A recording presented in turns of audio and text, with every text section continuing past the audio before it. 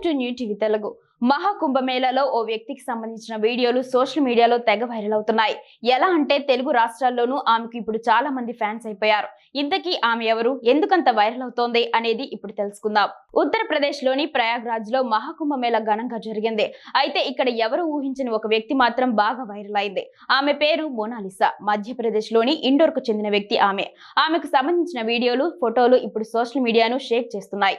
ఎవరబ్బా ఈ natural beauty అంటూ తెగ సెర్చ్ చేస్తున్నారు జనాలు. సంప్రదాయబద్ధమైన దుస్తుల్లో మెడలో రకరకాల పూసల దండలు ధరించింది యువతి. చేతిలో బ్యాగుతో ఘాట్ వద్ద దండలు అమ్ముతూ కనిపించింది. గోధుమ రంగులో ఉన్న కళ్ళు, ఆమె నవ్వు జనాలను పడిపోయేలా చేస్తున్నాయి. మహాకుంభమేళాకు వచ్చిన విదేశీయులు కూడా ఆమెతో మాట్లాడుతున్నారు, ఫోటోలు, వీడియోలు తీసుకుంటున్నారు.